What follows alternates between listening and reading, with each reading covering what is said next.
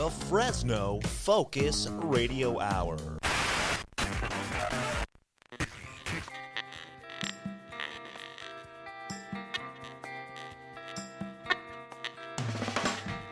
This is the No Focus Radio Hour. Comedy and insight from the greatest minds in Fresno. A Lightomine Media production. That's right. This is the No Focus Radio Hour, the #1 podcast in the Central Valley. Thank you for listening and telling a friend.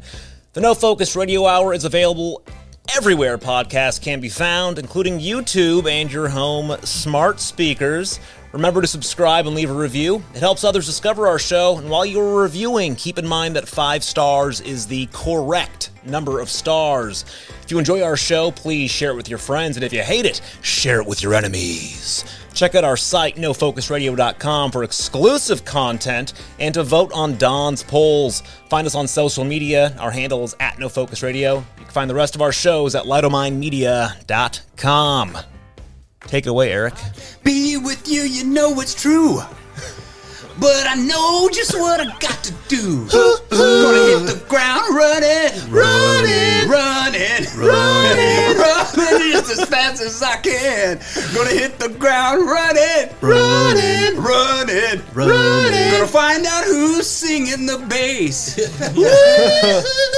All right, that's right. This is the No Focus Radio Hour, the #1 independent podcast in the Central Valley, made for those who live in the Central Valley, for those who miss the Central Valley, for those who long to live in the Central Valley, and for those who... For those people in the Central Valley who missed Stupidasso in the last episode. That's right. As always, we have our beautiful cast of characters, but guys, we got to keep it short because we have a very special guest on the show. We have with us Eric the Doorman. Hey, Fresno, I did miss you, Stu. Thank you very much. We also have with us Mr. Marty Stupidasso. Hey, rehab was great. I'm glad to be out again. I heard you fell in a well. It did. You know, it was an information well. You know, when you do a show like this and you have to research all this information, after a while it just gets too much. Got it. And I needed to take a break and do some things with my family and just kind of, you know, gotcha. Be away for a while. I apologize. We also have, as always, Mr. Don Schlicks. Yes, and it's good to have Marty back. I missed you last week. I had to sit in your chair and try to absorb your pheromones Stewness? that were left in your... Yeah. Is that what that smell is? Yeah. I missed him so badly. Hey, and behind the board, we have the one and only Johnny Knobs. That's right. You have Mr. Johnny Knobs, also known as Max the Boss. You guys know why they call me that, right? We don't have to call that today. Why would we call you Max? My parents named me that. That was corn cobs? Yeah. But we have with us a very special guest today. You might know him. I knew him from the billboard growing up near Tarpey Village, right? Off... Did he live under it or something? It was on Clovis and Ashland. It was a big billboard, and I always knew that guy. I always knew him. But he is a Fresno County native. He is a member of the Fresno County Board of Supervisors. He's a former mayor of Clovis. Wow. He has a master's of science in criminology, a master's of business administration. He went to Fresno State. He is a licensed general contractor, a licensed lead inspector, and an energy management and building performance specialist. In 2001, he was elected to the Clovis City Council. He has served as a youth pastor, a legislative aide in the California legislature, executive director of a nonprofit of affordable housing developer, and energy director for the Fresno Economic Opportunities. But now he is running for Congress, Mr. Nathan Magsig. Thanks for coming on the show. Hey, Nathan. What a welcome. Look at this audience. Thank you guys for having me. I appreciate it. And by the way, I'm only 45. With an introduction like that, it makes me sound like I'm very old. Yeah. He's been doing it for 100 years. Yeah.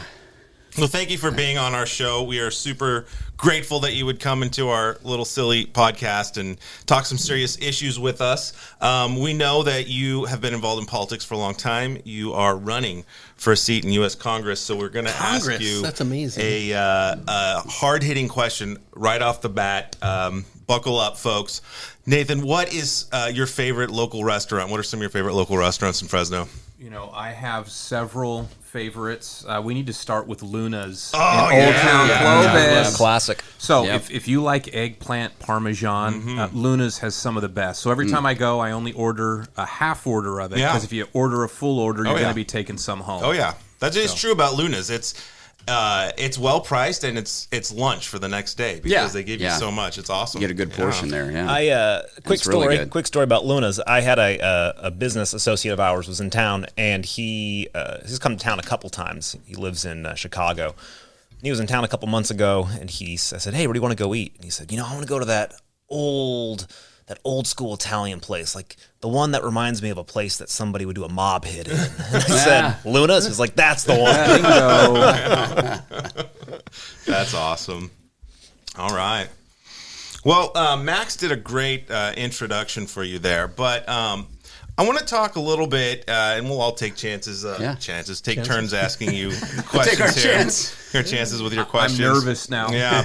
But you were running for representation to represent District 5, and tell us a little bit about that district. Where does it reach, and what are some of the important issues that face District 5 that you're hoping to address? And Sure. So California has just gone through a redistricting process. And so all of the old congressional district lines have been eviscerated. California's gone from 53 House seats to 52 because other states have grown more than us, so we had to give up a seat. So the Congressional District 5 seat includes North Fresno, Eastern Fresno County, but not Clovis, but it includes half of Auberry, Shaver, Huntington. It includes Hume Lake, which you know very well, Justin. And then it moves north from there. So it includes half of Madera County. It includes Mariposa County. It includes Amador County. It includes Calaveras and Tuolumne counties, El Dorado County, and a big chunk of Stanislaus County. Wow. The hub of this district is Stanislaus County because roughly 38% of the population is found in that region alone for Congressional District 5. Wow. People don't realize maybe listening how big of a state California is. Right. And the area he's describing is massive. Yeah, that's it's one of the districts. Yeah, that's crazy. Cool. Because one of the things when you hear Nathan talk, Nathan Magsig talk about the things that he does, a lot of politicians just stay in their office and they don't do anything, and he's out doing things. Like during the Creek Fire, you were very instrumental in organizing and also doing actual live broadcasts from the disaster. Can you tell us a little bit about that? Sure. So all of us will never forget September 4th when that fire started, and we have fires in the Sierra every year, and we've just got tremendous amounts of fuel. And so my office is contacted whenever there's a new fire. And so I was given a heads up that there was a small fire burning just outside of Camp Sierra. And there was an initial airdrop on this small couple-acre fire, and it was knocked down to about an acre. And there was a hand crew that was sent out there. And so it looked like this fire was going to be put out. But then, I think it was around 10 or 11 o'clock at night, that fire had exploded to 500 acres. Wow. And the call went out that Camp Sierra had to be evacuated. And then they began to look also to Big Creek, because Big Creek was right in the line of where that fire was moving. And they started evacuating Big Creek that following morning early. And from there, that fire grew 25,000 acres in 24 hours. And all of us remember it jumping the San Joaquin River and then burning through and threatening a whole bunch of Madera residents. And the fire destroyed a lot of homes around Huntington Lake. And so for me, my phone was ringing off the hook because so many people are asking, did my home make it? What's going on? We have no ability to go up on the mountain because they began shutting and closing roads. And so I decided I needed to go up there and provide information to the public. And so sometimes I would do as many as 6 live streams through Facebook and Instagram a day just to get information out to the public. And that's really amazing because that's unusual in a lot of our leadership today because they're more stand back, let other people do it, but you're actually more hands-on. One of the things I noticed in the ads that you play for your run for Congress, you talk about forest management, and that's extremely important. Could you talk a little bit about that? Yeah, so a lot of people don't realize that when they go up to Shaver or go up into the Sierra, which is a huge region, right now our forests are very unhealthy. And part of the reason behind that is because we have been putting fires out for over 100 years. Also, loggers have a lot of mills have been put out of business, and a lot of loggers are not going up into our forests to thin the forests. So a combination of that on top of the fact that we've had extreme drought from 2010 to 2015. Yeah. Right now we're in a mini drought too. That has allowed bark beetles to come in. And since the forest is so overgrown, you don't have enough water, enough nutrients, trees get stressed. Bark beetles come in and kill trees. And so in Fresno County alone, we've got 26 million trees that have died. And that is as of the end of just Fresno County. And that is as of the end of 2019. In a region from El Dorado County down to Kern, there's over 190 million dead trees that have died. So for me, good forest management means that we need to be good stewards of the land. We need to be thinning the forest for the animals, and to make sure that these large growth trees, we've got the giant sequoias in Fresno County and Tulare County, some of which are thousands of years old. These trees are being threatened too. Yes. So if we want to have any kind of a forest for our kids, we need to be actively managing our forests, bringing the fuel out of the forest and doing everything we can to get them back to how they used to be 150 years ago. You bring up a good point. I feel like the people who argue against forest management are often doing so because they are environmentalists, they claim, but it's what they want is the reason that our forests have become so unhealthy. Even if you just think about what do plants and trees need to thrive? They need water. They need sunlight. When it's so overgrown, there's not enough sunlight hitting the forest floor, And then when these fires go through, how are those animals doing that you're claiming to protect? It's like, what's happening to their homes right now? So, well, I was going to say too, in your opinion, do you think that's why that creek fire got so out of control so quick like that? Was that part of it, or? Without a doubt. So one of the reasons why that fire spread so quickly was because of the amount of fuel, the fuel load that we had on the forest floor, and conditions were just right. It was very dry, hot. The winds picked up. So as soon as that fire got away, it wasn't going to stop, and it ran right up a mountain. And the following 2 days, we saw fire activity that we've never seen before in Fresno County. Fire tornadoes were forming that were ripping trees out of the ground. Some trees that were a couple hundred years old, torching them and then laying them over. That is crazy. There was a pyrocumulus cloud, which is basically a huge smoke cloud that formed that went up tens of thousands of feet into the atmosphere. And there was so much energy from the fire that the cloud began to freeze, and it continued to be forced upward until it got so heavy it collapsed on itself. And when that happened, it was like a bomb going off up around the Huntington area, just spreading the fire even further. But again, the fuel, what it takes to really have a fire, you need oxygen, you need an ignition source, and you need fuel. And so right now, we need to take away one of those things. We got to be clearing our forests out. There's so many dead trees.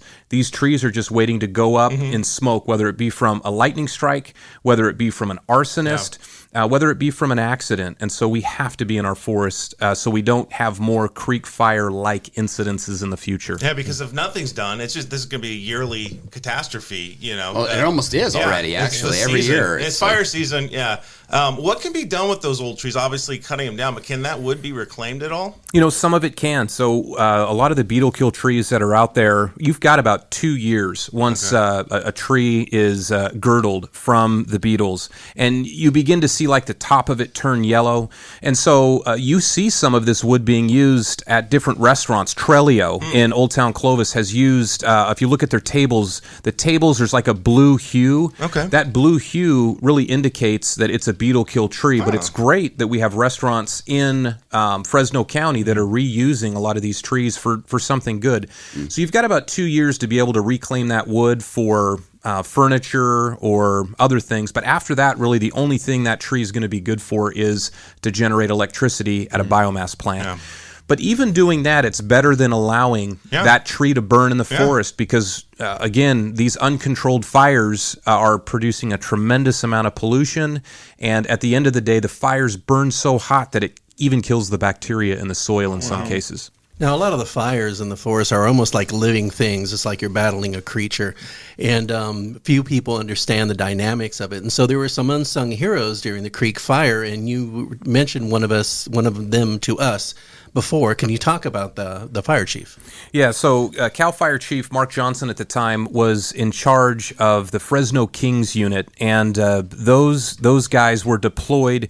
And because in 2020 there were so many fires burning across the state, we only had, I think, over the course of the first couple weeks, just a handful of crews, maybe 1,000 or 1,500, and we needed triple the amount of forces because of the size of that fire was growing. But on about the third day, the fire was burning down from the Huntington Lake area, coming down 168, and it was threatening the Shaver community. And Chief Johnson recognized that if he did nothing, that fire would burn right through Shaver Lake and that community would be lost. And so he made one of the gutsiest calls in the creek fire, and that was to set a backfire and allow that backfire to burn towards the fire that was coming down 168 from Huntington towards Shaver. So he met with the guys and he said, look, I could be making this call from command post, but I'm going to make the call right here with you guys in Shaver, because if we set this backfire and the winds don't cooperate, our backfire will be what destroys Shaver. Wow. But there's no other option. And so they lit the backfire. The weather cooperated. The winds cooperated. That fire burned right towards the fire. It was coming down 168. The fire was split. And when you go up and look at Shaver, you will see that, and if you're able to see it from the air, the fire literally burned around Shaver but didn't burn through it. And it was a gutsy call. It was the right call. And, the chief isn't going to talk about some of these things he did. I got to witness some of this stuff, and so I sing his praises. I sing the praises of CAL FIRE, the firefighters from the U.S. Forest Service, our sheriff's department. We're all up there making sure that nobody lost their life. Unfortunately, we lost 850 structures, but we could have lost thousands. Yeah. But because of their efforts, so much was saved. Yeah, absolutely. Like you say, that's a story that you just don't hear. You don't hear in the news about that. And I think we need more men like that make those kind of gutsy calls just for everything going on right now. Nathan, I kind of tying into. I know this ties into the creek fire as well as forest management, but I know.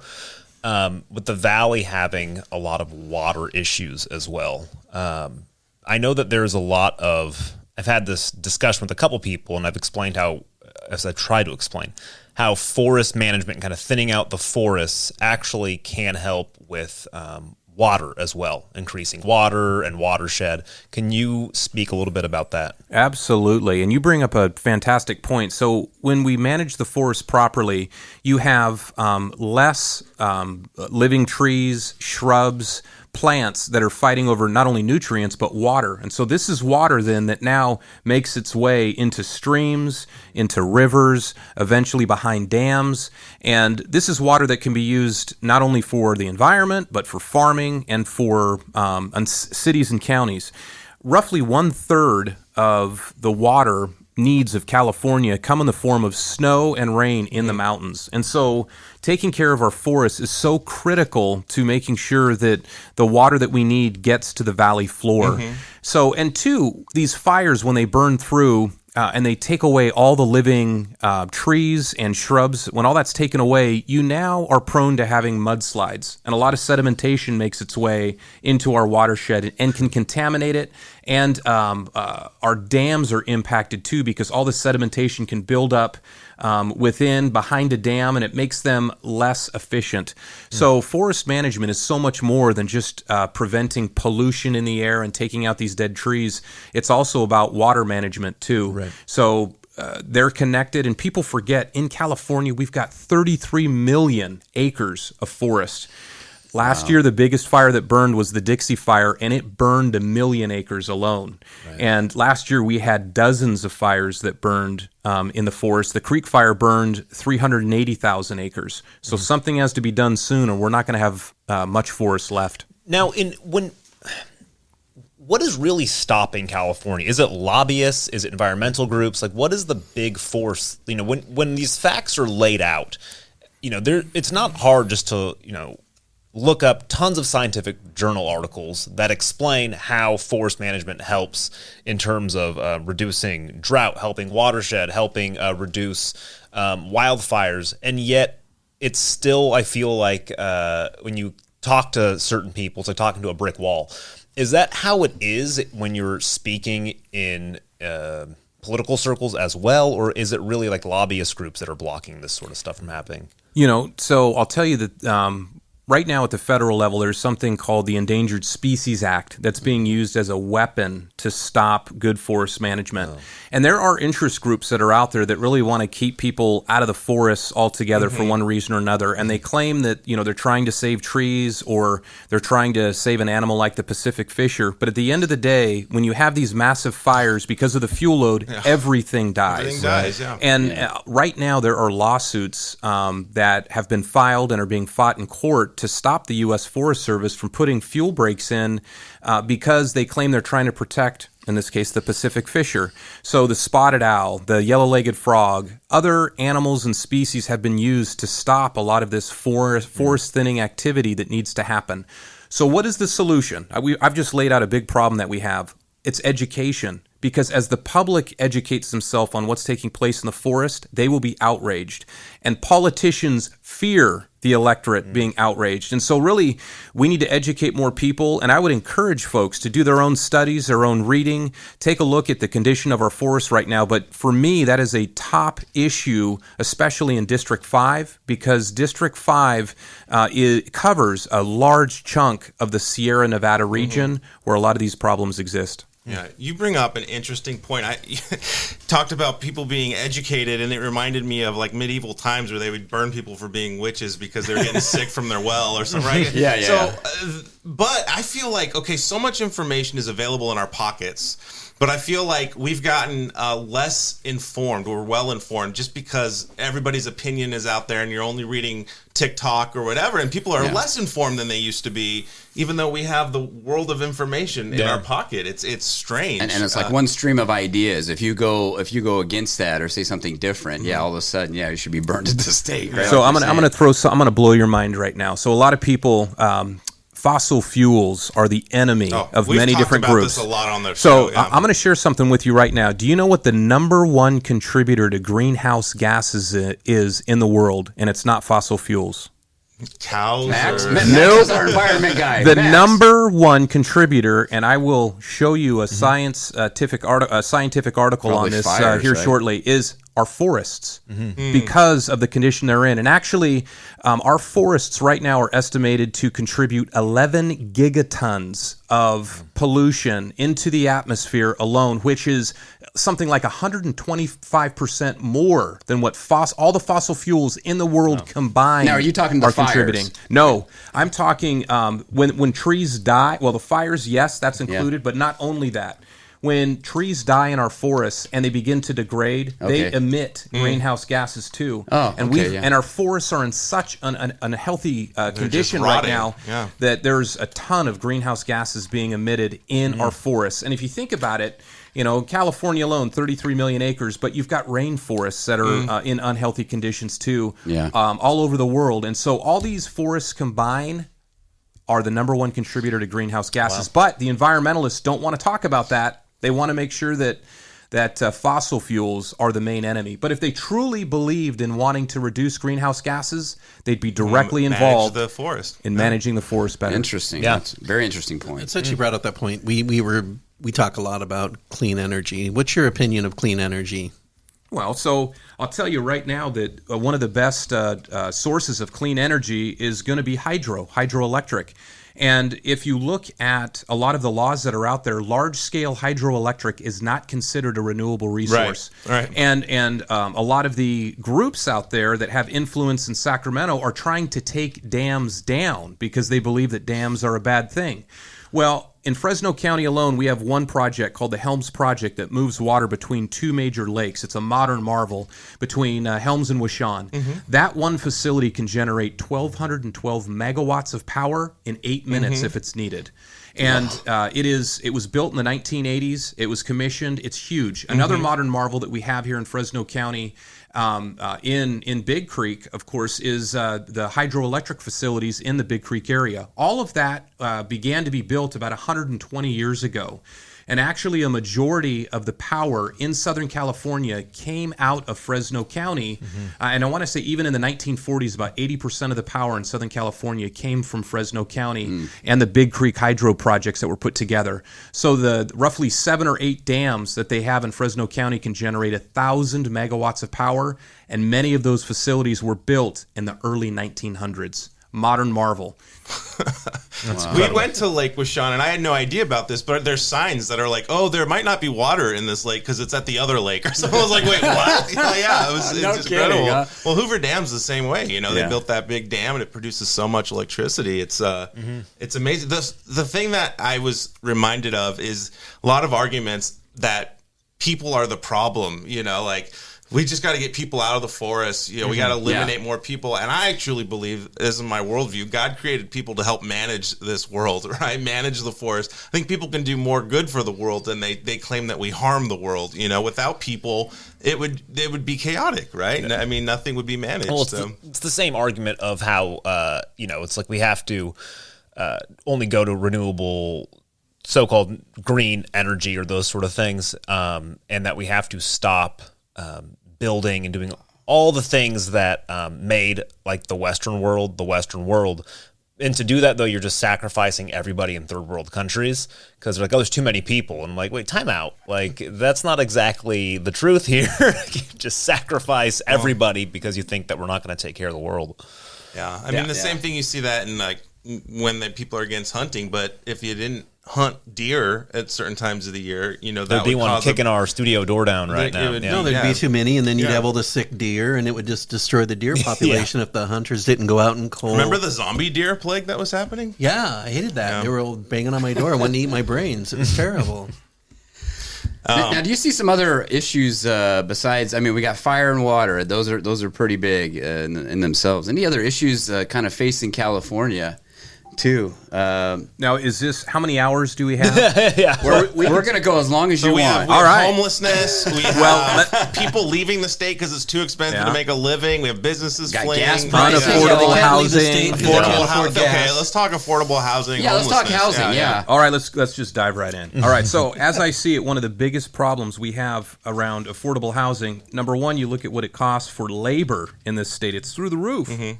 Then on top of that, materials.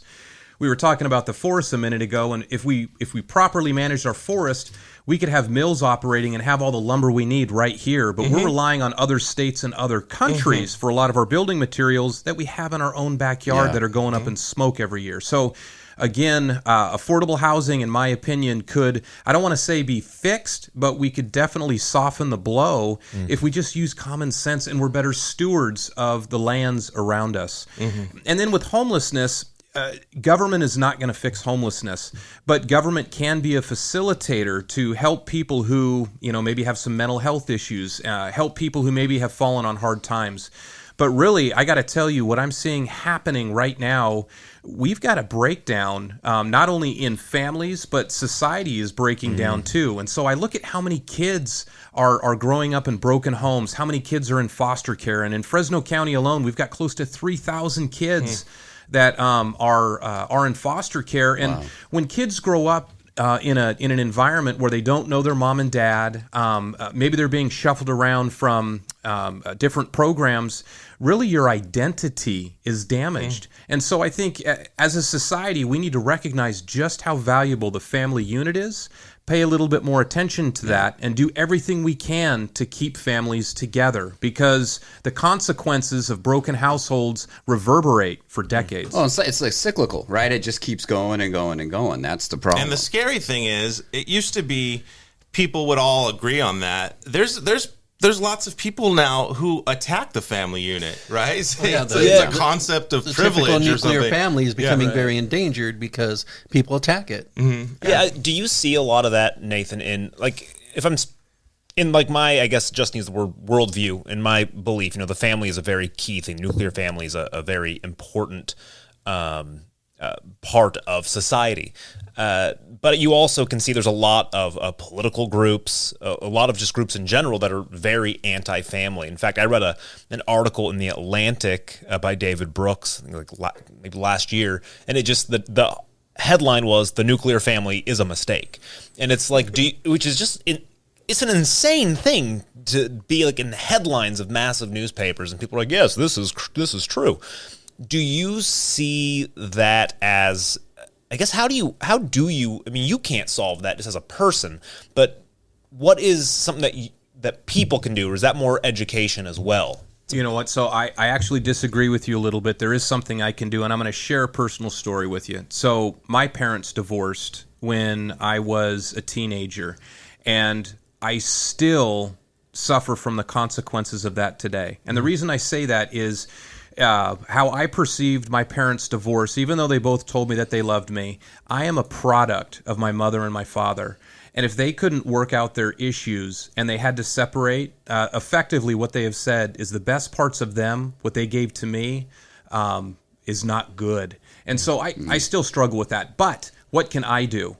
So I've been married to my wife for over 20 years. We've been together for 25 years. I have 3 beautiful boys. So what I can do is make sure that my boys never have to experience what I experienced.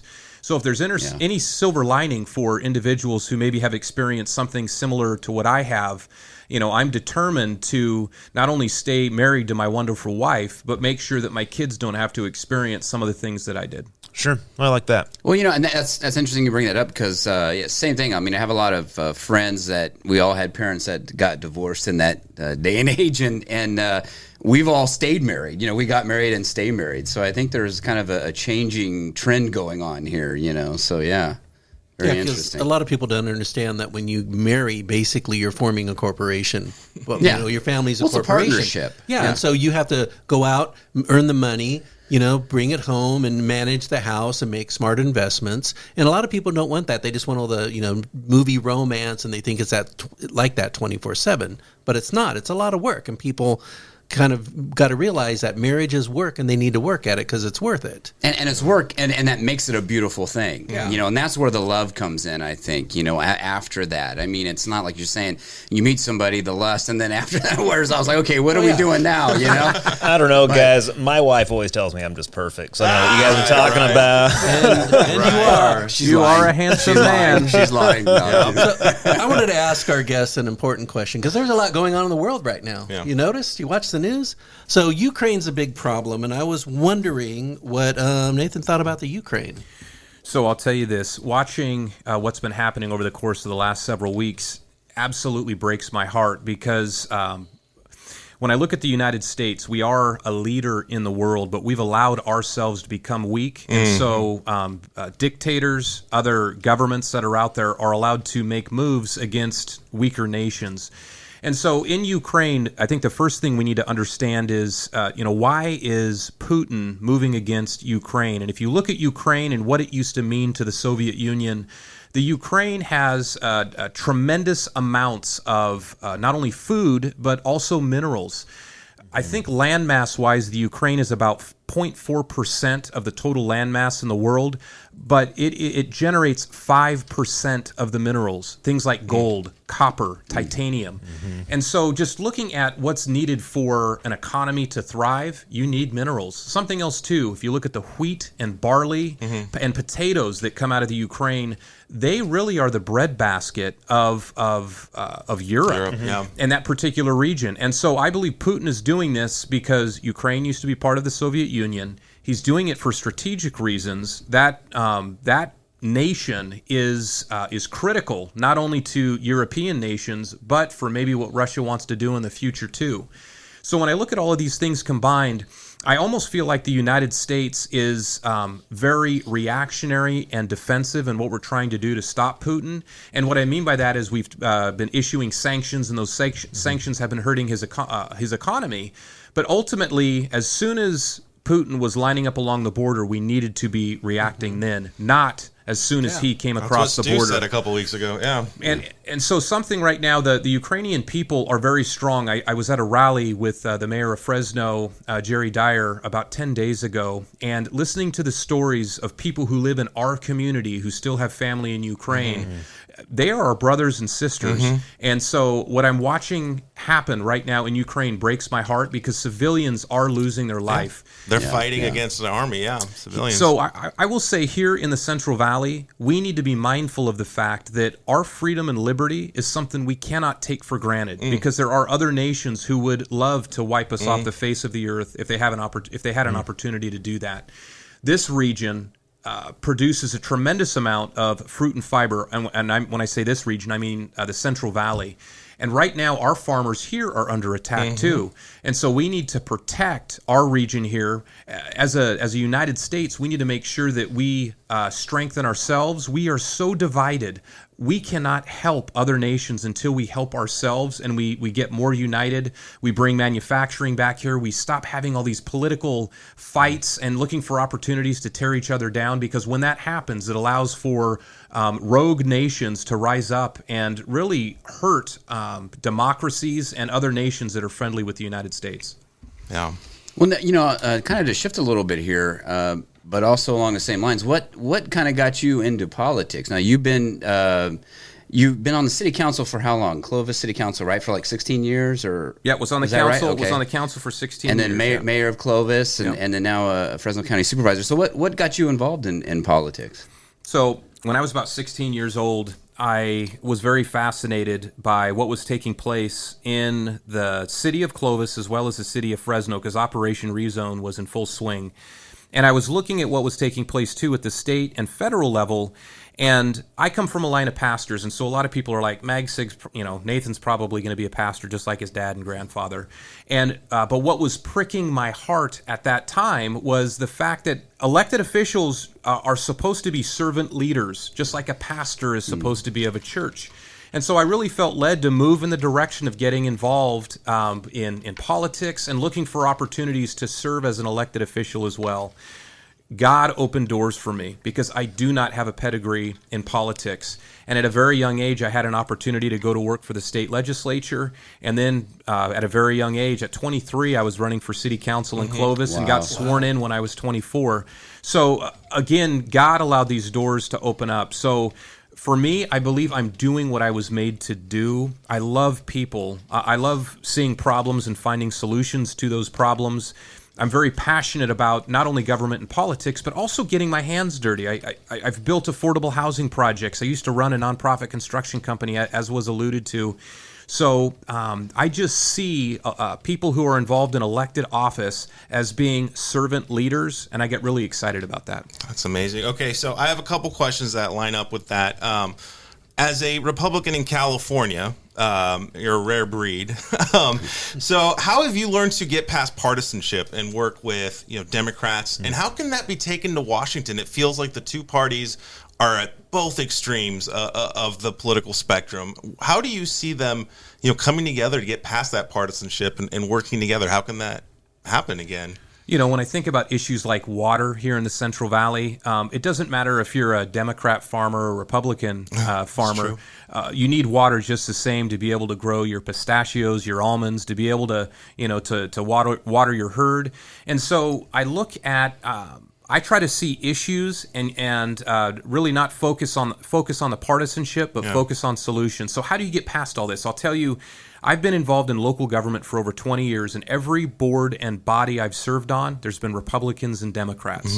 So if I've been able to balance over 20 budgets in the city of Clovis and the county of Fresno with, right now on my board in the county, we've got 2 Democrats, 3 Republicans. But if you watch how we operate, you don't see us cutting each other down. We focus on the issue, and we come up with solutions to those issues. And I want to bring that style of leadership to Washington as well. And so again, in the Central Valley, we only have a handful of Congress people that represent this region of roughly 3 million people. And so we have to work together because partisanship does not lead to solutions. It just leads to more conflict. All right. I was just going to kind of expand on that just in California, and the nation. These last couple of years, what we've faced, the fires, everything that we've faced, the pandemic, we've faced economic crisis, political crisis, racial justice crisis. I just feel like the country, I just know a lot of people personally that feel very pessimistic about the future, going forward.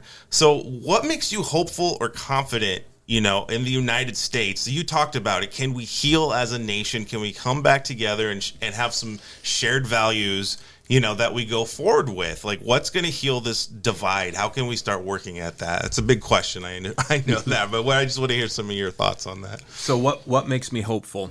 We still live in one of the greatest places on the planet. And if you look across history, if you look backwards at all the different governments and nations that have risen and have fell over time, the period of time we're in right now when it comes to wealth, when it comes to abundance, when it comes to the diversity of people we have here, when it comes to our freedoms and liberties, we have a government that is supposed to serve the people, not the other way around. Right. They get their power from the people. That's what it says, yeah. I am hopeful because I recognize that what we have today is a gift, and it's something that can be lost very quickly. In a generation, I feel like, yeah. Absolutely in a generation. And so I look at, conflicts that are going on around the world, and the United States is still a destination country for many people.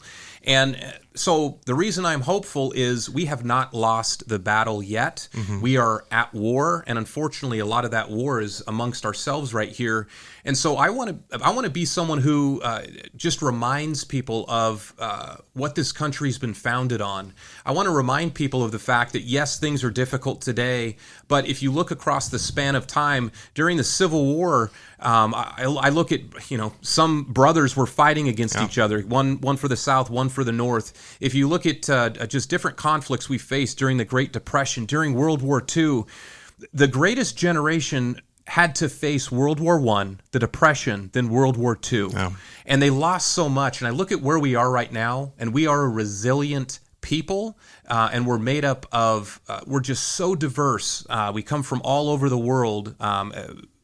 As Americans, we are very diverse. So all of these things give me hope. And so I look for the small wins that I can find each and every day, and that's how I live my life. That's awesome. You brought something that reminded me a little bit ironic that people will say, we're a nation of immigrants. And I find it that the people that come, my father was a first generation immigrant from Lebanon, and he loves America, and there's this idea that America has been, and then we have our sins, we have our ugly marks against us. Yeah. Nobody can deny that. But people, like you said, it's a destination country. And I think the people that come to here are the ones that are the most excited about the Bill of Rights and the Constitution and the freedoms that they've gained from here. So I'm really hoping they join us in trying to protect that freedom of speech. My friend across the border, across Canada, is a pastor, and he has friends that are locked up in prison just because of their beliefs and trying to stand up for what they believe in. He doesn't feel very safe right now. He's lost his congregation, and it's like we have a nation just right on our northern border that is very much run like China. They have a state-run media, and I'm just like, man, are we following down that road, or are we going to fall back on our values, on our freedoms that are written into our Constitution? I just want to. It just seems like we're at that point. We can go one way or the other. So I'm glad that there's men like you and who are standing up, and women like you too, and people who are trying to heal, this nation and bring it back. Well, and the other thing that you said too, Nathan, was that, you're in there to serve the people. And I think that's the thing that gets lost. A lot of times, you don't hear that from politicians these days. I mean, even from just people that are supposed to be serving the public, Right, because it's really refreshing to hear, because a lot of politicians are in there to line their own pockets. So they're making policy that's going to line their pockets. And we saw it a lot during the COVID problem. Yeah, is they were pushing things because they all a lot of them have stock in Moderna and Pfizer, and so they were making policy that would benefit them and not us. Yeah, I mean, I think people are just jaded. The public is jaded, because of stuff like that. Yeah, and so it's great to hear somebody who's going to say, "Hey, I'm here to serve you. What could I do?" And he has fantastic ideas. Yeah, ideas that aren't popular because people aren't educated that this is what we really need to do. And very knowledgeable too. And he smells nice. And he dresses well too.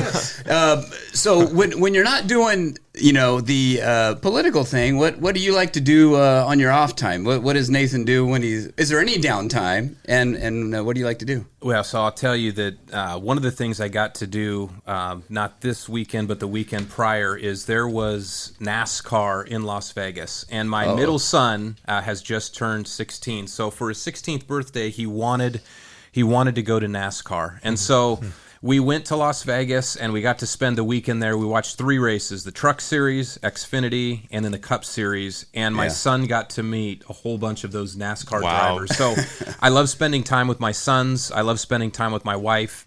With what I'm doing right now, this run is taking me away from them quite a bit. Yeah. But where I do have time to spend with them, at the end of the day, they have to be, and they are my top priority. They are my boys are ultimately my legacy, and I never want my boys to grow up and look at me and despise what I did and maybe the lack of time that I spent with them. So before I jumped into all of this, I sat them down and we talked about what would be involved. And my boys have always known me to be involved in government and politics. And so they're like, Dad, you got to do it. You got to do it. So when I do have downtime, I like to be with my family. I also get up early in the morning. I've got a bike I ride, and I'll ride around Millerton Lake early in the morning. I have a cyclocross bike. So that's why I'm so skinny. Yeah. Buff. Yeah. I don't know about buff, but definitely skinny. Yeah. That's great. Are your sons Raider fans because of where they grew up, Fresno State, or did that translate over to them? It did not, the Raiders part, but I will say I've taken my oldest son to a couple of Raiders games at the Coliseum. I've not been to the new stadium that was built in Las Vegas. And the going to a Raiders game, if you haven't done it, you need to do it at least once. That's a bucket list item. It's a crazy experience. Yeah. Well, I was just going to break news. I don't know if anybody heard. Devontae Adams is now a Raider. He's joining back up with Derek Carr. Wow. All right. It'll be exciting. All right. That's awesome. Right? Yeah, exactly. It's Marty doesn't know, and Max doesn't know who Devontae Adams is. No clue. I was going to say, I've been to a game down in L.A. when the Raiders were down there, and then also in Oakland. And 2 experiences I'll never forget. Unbelievable. So you're running for Congress, and I love everything that you've been saying. So what could people do to help you win the seat? So first thing they can do is go to my website, which is nathanmagsig.com. On the website there, you can sign up for a yard sign. You can sign up to volunteer for my campaign. Ultimately, I am only going to get to Congress to the extent that the public believes in me, votes for me, and supports me. So again, just going to that website, signing up, letting my team know how you want to be involved in my campaign would be greatly appreciated. And I don't know if this is a subject that's off limits, but you are going up against another Republican, right? How is that working out? Has that been? I guess I'll leave it at that. Have you seen any pushback from other people? Well, so yes, there are actually multiple Republicans that I'm going up against, and so how is it working out? Well, I'll say this: I'm not doing it because I have an issue with any of the Republicans or the Democrat that are running for this new seat. I'm doing it because over the course of the last 10 years, things in my eyes are getting worse, not better. And around a lot of those topics that we talked about, forest management, water issues, agriculture, something has to be done because we're at a breaking point where just looking at farming right now, because of the drought that we're in and the zero allocations that West Side farmers are getting out of the Delta here in Fresno County, we may be facing as much as 50% of our agricultural lands having to be fallowed over the course of the next 10 or 15 years because of something called the Sustainable Groundwater Management Act. So to me, Washington needs to fully engage. For me, food is a national security issue. If you can't eat, nothing else matters. It doesn't matter how much you make if you can't eat. And this region feeds the world. So I'm not running because I have issues with anyone else that's on the ballot with me. I'm running on issues, and that is it. I like that. It's a great answer. Yeah. I've never understood that short-sightedness of let's take water away from the farmers who are, like you said, this valley feeds so much, like, I don't remember the percentage, but it's an amazing amount of percentage of agriculture comes from the Central Valley. But we need that high-speed rail that goes nowhere. Right, yeah. So let me put something in perspective for you. The nation of Ukraine, I want to say that the agricultural production that comes out of that entire nation is about $20 billion, which is significant. Fresno County, one of 3,069 counties in all of the United States, we produce $8 billion in agriculture from this one county alone. So ag is significant here. It's significant for the whole Central Valley. And if farmers have to fallow lands, there will be people somewhere that are starving. And so we need to be focusing on that. Well, now, what's that Sustainable Water Act? And can you explain that? Yeah, so in 2015, there was a law called the Sustainable Groundwater Management Act, which basically says that by the year 2040, plans have to be in place, and we have to begin to make sure that whatever is pumped out of the ground is put back. Well, really, the only way to do that is by building more dams and building more storage. But a lot of environmental groups out there are trying to stop storage projects. And so what's happening right now, especially in drought, is there's not enough rain, there's not enough water behind a lot of our reservoirs. And so it's becoming harder and harder to pump, and eventually you won't be able to pump what you can't put back, and so then you have to fallow more and more land. Yeah, with people like that who always say, oh, you shouldn't do this. So, well, what's your alternative? I always want to ask them that. What's your alternative to not building dams and, being able to reclaim water? You're just going to let it all run off to the sea, and then everyone's going to die, and that's going to be, is that your plan ultimately? That's what I want to ask them, because they're crazy. Yeah. I do have a question about I've heard these arguments where people say the line that our water just flows out into the ocean is a lie, and people will keep on saying that to me, and I go, it's not a lie. And then I go online and I find like legitimate articles. I'll find like stuff from even Cal Poly did a big thing about building dams, and or else it's just the water's running out. Do you encounter people just telling you things like that, just blatantly, just being like, that's not true? And how do you fight that, or how do you try to educate? So, yes. And so how do I try to fight that or educate that? So we were talking about forest management earlier, and I've had to fight against some groups that say that actually thinning the forest makes forest fires burn hotter. And I'm like, what? Yeah, makes sense. Yeah. And they produce studies that are all theoretical, but they haven't been proven in the field. Sure. And so one of the things that we need to do is really take a look at some of these statements and studies that are being produced by different groups, because a lot of these studies have not been actually tested in the field. But because they're theoretical and no one's there to challenge them, pretty soon this gets repeated over and over again, and everybody believes that it's true. So to your point, here's something that is very interesting. A lot of the dams that have been built right now, and the water that we're flowing through the delta, is actually keeping a lot of saltwater intrusion out. And if you go back 100 years ago, there used to be a lot more salt water that actually was in the delta. And we have changed habitat because we've built dams. But now today you hear about environmental groups that want to restore salmon runs, and they're trying to protect different fish. And some of those fish they're trying to protect aren't even native to the delta. Right. But they're using the Endangered Species Act and different studies that have been done as, again, weapons to keep us from building more storage facilities or flowing more water to farmers in different regions that may need it. So we need to spend a little bit more time really studying the issues. I think people here in California need to ask themselves questions. Is affordable housing important to them? Well, you can't build housing without materials, without water. And so politicians in Sacramento that talk about homelessness is, we need to do more with homelessness, or we need to do more with housing. We need to become a safer community, but yet some of the policies they pass limit materials, defund police.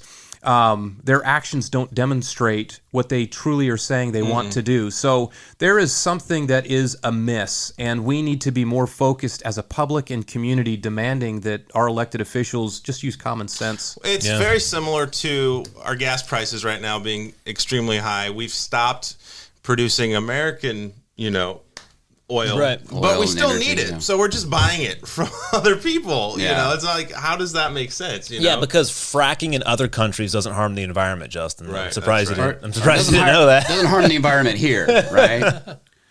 I'm actually glad that you brought that up, because I just posted something about this on Twitter. So in 1986, and this is according to the California Energy Commission, 1986, almost 100% of the oil used in California came from Alaska and California. So we have huge oil fields here. Bakersfield. Bakersfield is big. And actually Fresno County out in Coalinga, oil fields that have been in operation for 100 years. Now, this data only goes to 2018, but by 2018, over 50% of oil is coming from regions like Iraq, Ecuador, Saudi Arabia, and other foreign regions like Russia. People that we want to support, with their policies. Yeah, let's keep on giving money to Iran and Russia. That's a great idea. Yeah, that's amazing. That is amazing. So a lot of people get their information from like ABC News, and they have their all the corporate mainstream news have their own narrative that they're trying to sell us. And you're a very intelligent man, and you bring up a lot of valid points. Where do you get your information from? There is no one source where I gather my information. So, I'll use the internet like anyone else. There are different publications that I get. Wall Street Journal, I think, has some great articles. The Economist has some great articles. So I would really challenge your listeners to not get information from a single source. Dive deep into different topics and issues. Some of this stuff you can get right from like the California Energy Commission. They've got amazing information on just production of oil right here in California. And on that particular topic, if we were to pump more oil out of California, it wouldn't produce any more pollution because we're burning the fuel anyways, but it would create more jobs. Exactly. And the oil that's here in California is actually cleaner than a lot of the oil that comes from other countries. It needs to be refined more. It's more impure, Yep, there's a lot of sulfur content in other oils that are pumped from foreign nations, where here we've got lighter, sweeter crude, especially coming out of Texas. So I heard it tastes like honey. Tastes like chicken. Okay, gotcha. Well, and I know Nathan didn't want to embarrass us, but he did tell me before that he gets a lot of his information from the No Focus Radio Hour. Yeah. So, Well, that is true. That is very true. Just kidding. I will say, I know we're running up here on the hour. 4 minutes. We have. I had the opportunity. Nathan and I attend the same church, and I had one of his sons. Since I serve as one of the youth pastors there, and I can tell you, his son Mark did the best floss. Remember the floss that was really popular? Oh, I am pretty good at that. Yeah. He could do that at the speed of light. I've never seen anyone. He would just break that out. Yeah, it was amazing. So if you get on the campaign trail, I would recommend that. As a I'll take TikTok? that under advisement. Put it on TikTok. You'll be huge. Hey, speaking of that, since you guys go to the same church, is there any stories you'd like to give us about Dawn here? Oh no. Well, mum is the word. Okay.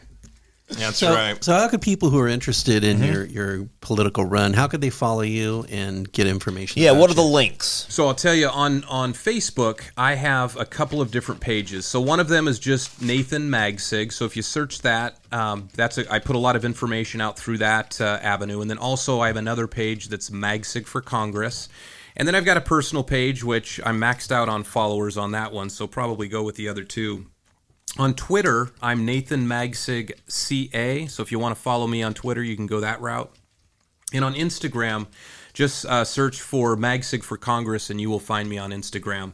But I love using Facebook and Facebook Live videos. The platform has been fantastic for me. Now, I will say a lot of the younger generation out there does not use Facebook anymore, so I do need to venture out a little bit more and use TikTok. But Instagram's been a pretty solid tool for me to get information out there as well. Yeah, and I get your emails. I've seen there's a couple like live events coming up where people can gather. Do you have a couple of those that you want to tell our listeners about? So again, I would encourage you, if I have a sign up on my email list through nathanmagsig.com. We have numerous events. Just last night I had an event where people could come out, grab signs. We got dozens of signs out to people throughout Fresno County and Madera County. So I will be in the district in all 8 counties over the course of the next month. I will be in every county multiple times. So the best thing to do is just to sign up on my email list, nathanmagsig.com, and you will get information from my campaign, where I'll be, how you can talk to me.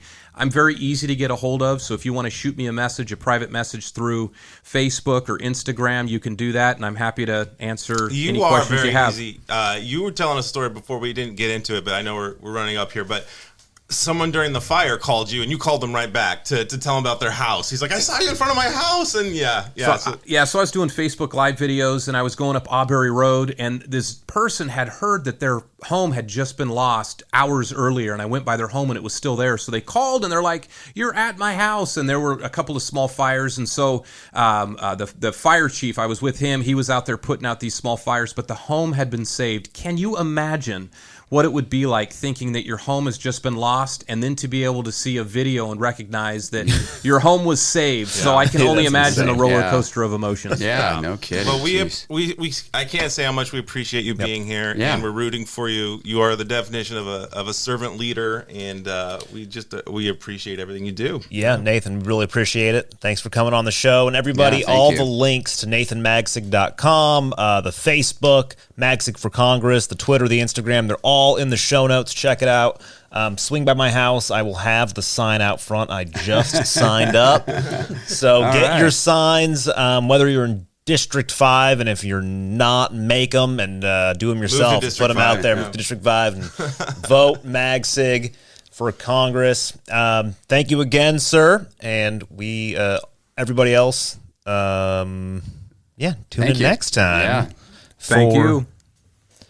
Another episode, stimulating episode of the No Focus Radio Hour. And remember, 5 stars is the correct number of stars. Tell your friends. Remember to subscribe, leave a review, check us out. We are also now, every episode is streaming the day after on YouTube. So check that out. Audio only, so you don't get to see our pretty faces. I apologize. Thank you again, everybody, and we'll see you next week.